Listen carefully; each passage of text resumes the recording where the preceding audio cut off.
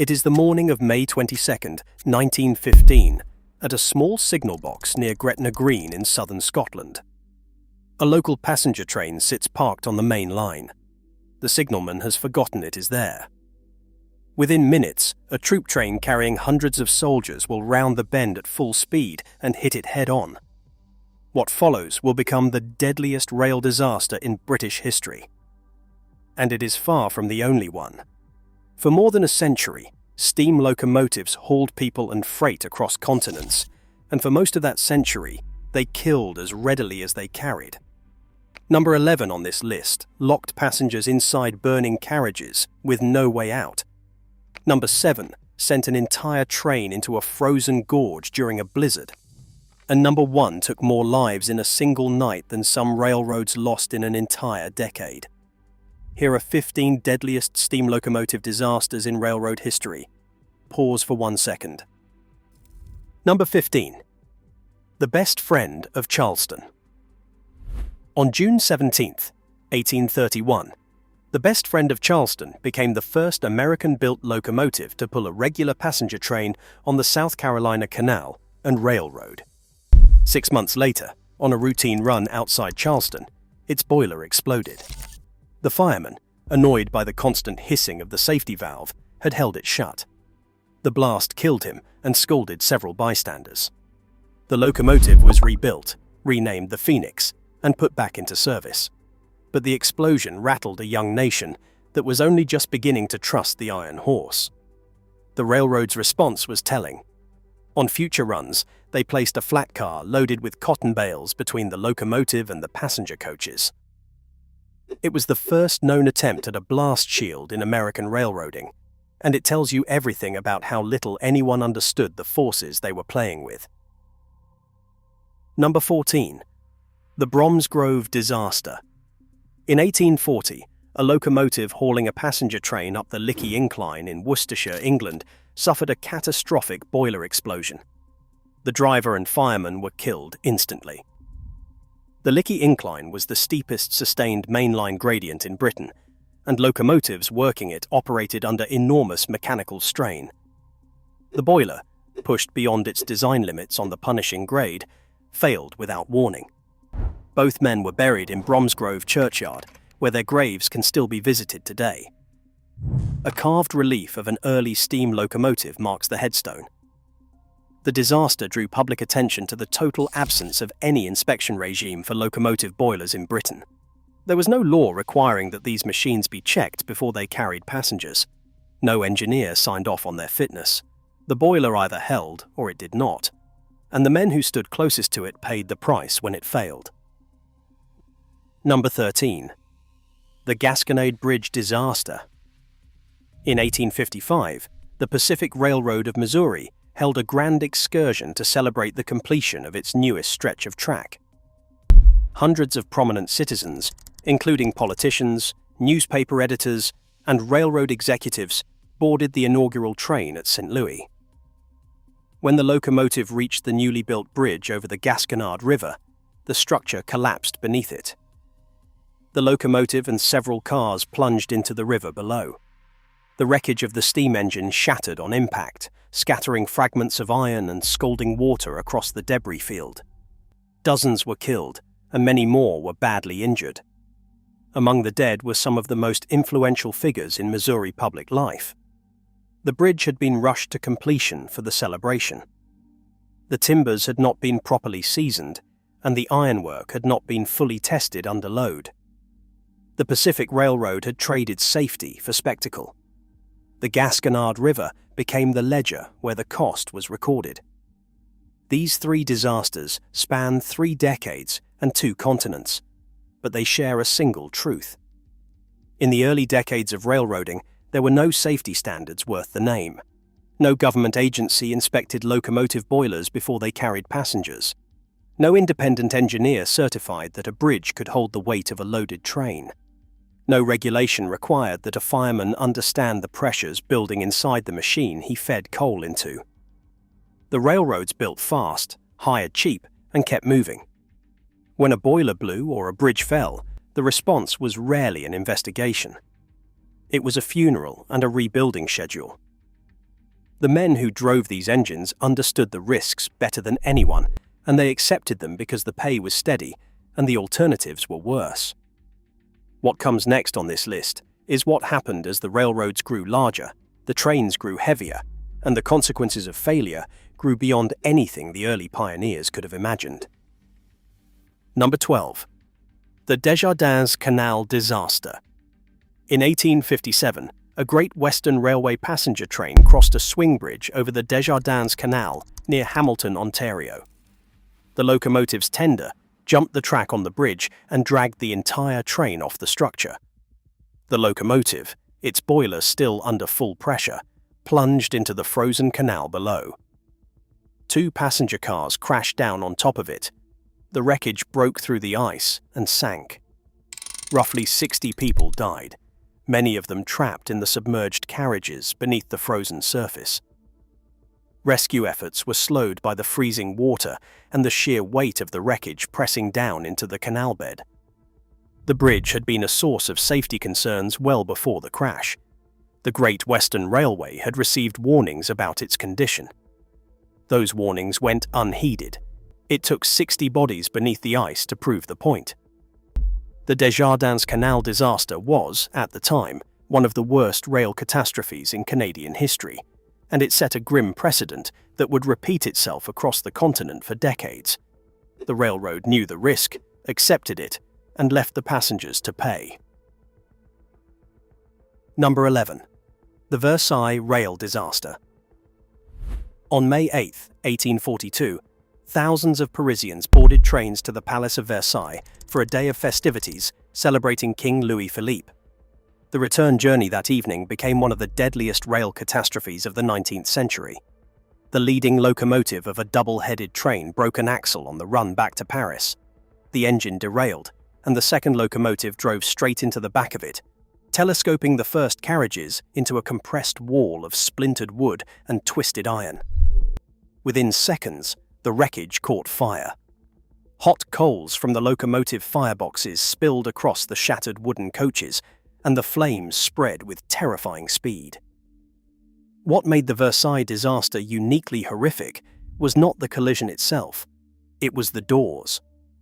In 1842, French railway carriages were locked from the outside during transit, a policy meant to prevent passengers from falling or boarding moving trains. The doors of the burning carriages could not be opened from within. Passengers trapped inside the leading coaches burned alive, while rescuers struggled to break through the locked compartments from the outside. Contemporary accounts describe passengers clawing at windows and hammering on doors that would not give. The screams carried across the fields alongside the track. The official death toll was placed at around 55, but many historians believe the actual number was significantly higher, as some bodies were burned beyond recognition, and the French authorities had reason to minimize the scale of the catastrophe. The Versailles disaster forced a reckoning across European railroading. France banned the practice of locking carriage doors during transit, and other nations eventually followed. But the reform was paid for by people who died not because a boiler failed or a bridge collapsed, but because a policy designed for convenience made escape impossible. Pause 1 second. Number 10. The Shohola train collision. In the summer of 1864, in the middle of the American Civil War, 2 trains met head-on near the village of Shohola, Pennsylvania, on the Erie Railway. One was a westbound troop train carrying several hundred people, including a large number of Confederate prisoners of war being transferred to the camp at Elmira, New York. The other was an eastbound coal train running empty cars. Both trains were on a single track section without passing sidings, and a breakdown in telegraph communication between dispatchers meant neither crew knew the other was on the same stretch of rail. The collision happened at considerable combined speed.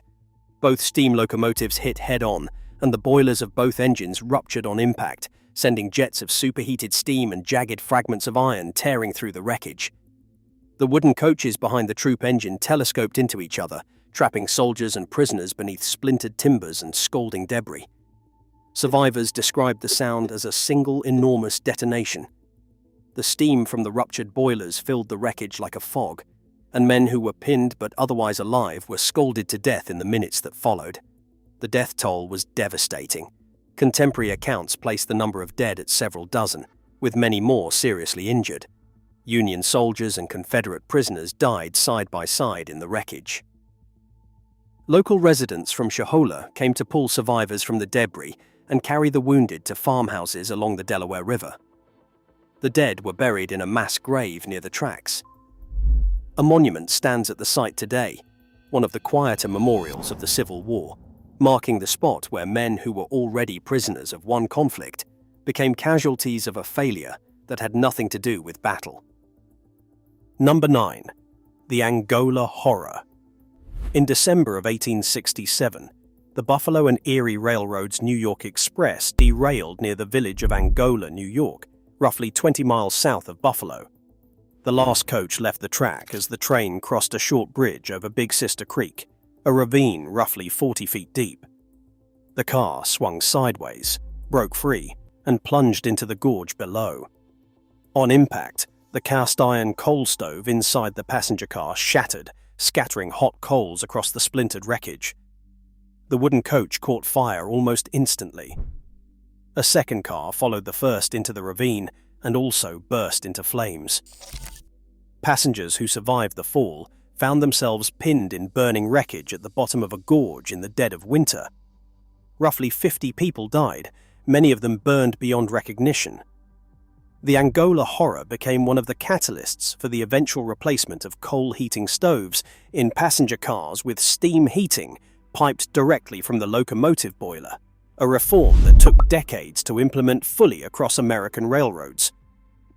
Number 8. The Tay Bridge Disaster. On the stormy evening of December 28, 1879, the central spans of the Tay Bridge in Dundee, Scotland, collapsed while a passenger train was crossing. The locomotive, its tender, and all 6 carriages plunged roughly 90 feet into the freezing waters of the Firth of Tay. Every person on board was killed. 59 deaths were officially certified, with memorial plaques on both banks of the river bearing their names.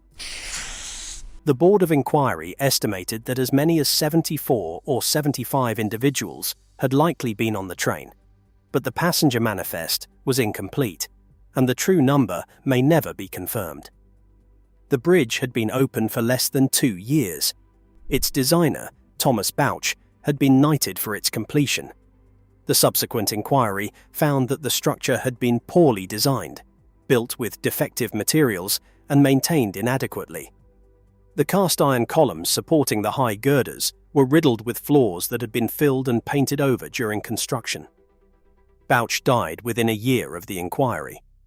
The Tay Bridge collapse became one of the most studied structural failures in engineering history, and it reshaped how bridges were designed and inspected across Britain and beyond. The replacement bridge, built by a different engineer with a different design philosophy, still carries rail traffic across the Firth of Tay today. A pattern runs through every one of these disasters, and it goes beyond individual mechanical failures or dispatching errors. The bridges at Gasconade, Desjardins, and Tay did not fall to forces no one could have predicted. They failed because the companies that built them prioritized speed and cost over structural integrity, and because no independent authority existed to challenge those decisions. The locked doors at Versailles were not an oversight. They were a deliberate policy that valued order above survival. The single-track operations that caused the Shohola collision were not unavoidable. They were a cost-saving measure that placed the entire burden of safety on underpaid telegraph operators working alone. Every one of these disasters was preventable. The technology to avoid them existed or could have been developed. What did not exist was the institutional will to spend the money, slow the expansion, and enforce the standards that would have kept people alive. Number 7. The Ashtabula Bridge Disaster. On the evening of December 29, 1876, during a severe blizzard, the Lakeshore and Michigan Southern Railway's Pacific Express approached the iron bridge spanning the Ashtabula Creek Gorge in northeastern Ohio. The train carried roughly 160 passengers. As the locomotive and tender crossed, the bridge held. but as the full weight of the train reached the center span, the iron trusses gave way. The locomotive and tender made it to the far abutment, but the rest of the train, 11 cars, dropped roughly 70 feet into the gorge below. The impact was devastating, but it was not the worst of it. The wreckage landed in a tangled mass at the bottom of the snow-filled ravine, and within minutes, the cast iron heating stoves inside the wooden coaches set the splintered cars ablaze. The blizzard funneled wind down the gorge and turned the wreckage into a furnace. Passengers who survived the fall found themselves trapped in crushed coaches that were now on fire. Rescuers from the town of Ashtabula worked through the night in the storm, but the depth of the gorge and the intensity of the flames made it nearly impossible to reach survivors in time. By morning, the fire had consumed almost everything. The death toll was placed at roughly 92, though the exact number was never firmly established. Many of the dead were burned beyond recognition and never positively identified. The investigation that followed exposed catastrophic failures in the bridge design. The structure had been championed by Amasa Stone, a powerful railroad executive who had insisted on using his own truss design despite objections from his own engineers. The iron had been inadequately tested, and the truss was structurally unsound for the loads it was carrying. Stone never recovered from the public reckoning. He took his own life several years later. In its own way, the Ashtabula Gorge claimed one more. Number 6. The Chatsworth train wreck. In the summer of 1887, a Toledo, Peoria, and Western Railway excursion train carrying hundreds of passengers to Niagara Falls approached a small timber culvert near the town of Chatsworth, Illinois. The culvert had caught fire earlier that day, likely from sparks thrown by a passing locomotive. The timbers had been smoldering for hours, weakening the structure until it could no longer bear weight. When the heavy excursion train reached the culvert, it gave way. The locomotive and several coaches plunged into the gap. The death toll reached roughly 80, and many more were seriously injured. Most of the dead came from the small farming communities of central Illinois, and the disaster devastated the region. Chatsworth became a rallying point for demands that railroads replace wooden bridges and culverts with masonry and iron across their entire networks. But the reform came slowly. Timber remained cheaper than stone, and railroads that measured their obligations in quarterly earnings were in no hurry to rebuild structures that were still standing. It took more collapses and more dead before the wooden culvert became the exception rather than the rule. Number 5. The Armagh Rail Disaster. In June of 1889, a passenger train carrying roughly 600 people, many of them Sunday school excursion passengers including a large number of children, departed Armagh in Northern Ireland for the seaside town of Warrenpoint. The locomotive was too small for the load. The driver knew it. The station master knew it. The train was sent anyway. On the steep climb south of Armagh, the locomotive stalled. The crew decided to divide the train, uncoupling the rear section to take the front portion over the summit first and return for the rest. But when the rear coaches were uncoupled, they began to roll backward down the gradient. The handbrakes were not strong enough to hold the weight. The runaway cars accelerated down the slope, gaining speed with every second, and slammed into a following passenger train at the bottom of the incline. The collision killed 80 people, including dozens of children. It was among the deadliest peacetime rail disasters in the history of the British Isles. But the Armagh disaster did something that decades of smaller tragedies had failed to do. It broke through the political resistance that had kept safety legislation stalled in Parliament for years. Within months, the Regulation of Railways Act of 1889 was passed, mandating continuous automatic brakes on all passenger trains, block signalling on all passenger lines, and interlocking of points and signals. These three requirements, every one of which could have prevented the Armagh disaster, became the foundation of modern railway safety in Britain and eventually across much of the world. The 80 dead on that hillside outside Armagh did not die for nothing, but they should not have had to die at all. Every disaster on this list produced investigations, commissions, and recommendations. Most produced at least some reform. But the pattern is always the same. Safety legislation in the railroad industry almost never arrived before the catastrophe that made it necessary. It arrived after. The locked doors were banned after passengers burned behind them. Continuous brakes were mandated after 80 people died on a hillside because the handbrakes could not hold. Bridge inspections improved after bridges fell and took trains full of people with them. The railroads did not regulate themselves. They were dragged into reform by public outrage, political pressure, and the sheer accumulated weight of the dead. The final disasters on this list are among the largest in scale. They killed not in dozens, but in hundreds, and every single one of them could have been prevented by measures that were already known, already available, and simply not implemented because the cost of implementation was considered too high, right up until the moment when the cost of inaction proved to be immeasurably higher. Number 4. The Great Train Wreck of 1918. On the morning of July 9, 1918, 2 passenger trains on the Nashville, Chattanooga, and St. Louis Railway collided head-on at full speed near a blind curve west of Nashville, Tennessee, known as Dutchman's Curve. The wooden coaches of both trains telescoped on impact, crushing passengers in the compressed wreckage. The locomotive boilers ruptured, sending superheated steam through the debris. Fire broke out almost immediately. More than 100 people died, making it the deadliest railroad accident in American history at the time. Most of the dead were African American workers traveling to a nearby powder plant for the war effort.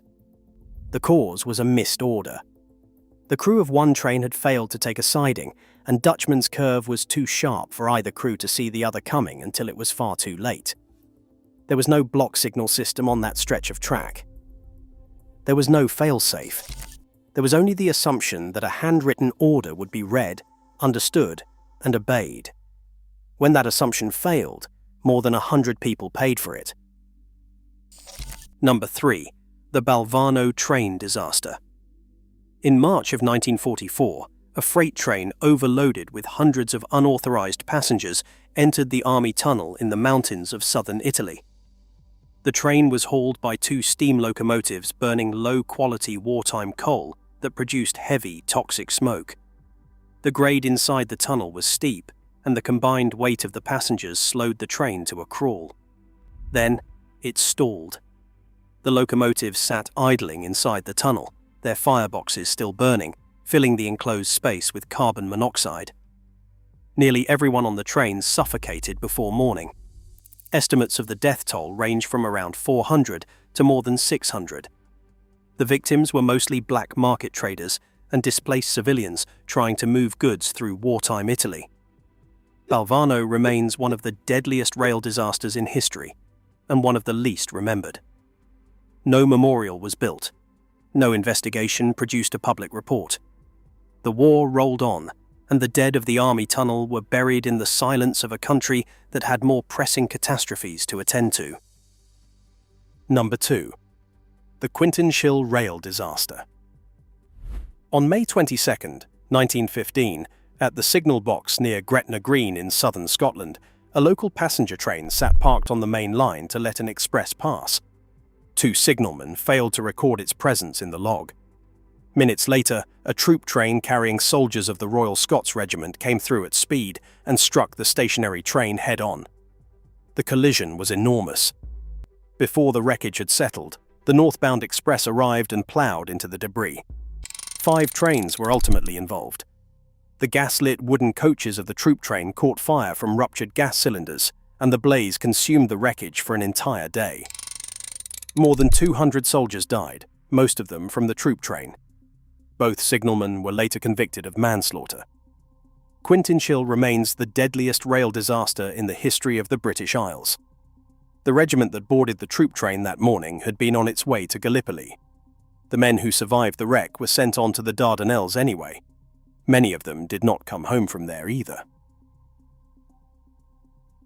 Number 1. The Saint-Michel de Maurienne disaster. In December of 1917, a troop train carrying well over 1,000 French soldiers descended the steep mountain grade toward the station at Saint-Michel-de-Maurienne in the French Alps. The train was dangerously overloaded, far beyond the capacity its braking system could safely handle on the gradient. On the descent, the brakes failed. The train accelerated out of control, left the rails on a curve near the valley floor, and derailed catastrophically. The wreckage caught fire. The death toll was staggering. French military censors suppressed the full figures for decades, but the number of dead likely exceeded several hundred. It stands among the deadliest single train disasters in European history, and the French government did not acknowledge the full scope of the catastrophe until long after the war had ended. The soldiers on that train had survived the trenches of the Western Front. They died not in battle, but on a mountain railway that could not carry the weight it was asked to bear. That is the thread running through every disaster on this list. Not the failure of the machines themselves, but the failure of the people and the systems that were supposed to protect the human beings riding inside them. The steam age built the modern world, and it buried thousands of the people who built it. The bridges are stronger now. The brakes are better. The signals are automated and the doors are never locked. But the dead of Versailles and Ashtabula and Quintinshill and the French Alps are still worth remembering. Every safety regulation on the books today exists because someone, somewhere, paid for its absence with their life. The trains still run. They run safer than they ever have. And the reason they do is written in the names of the people who did not survive the journey.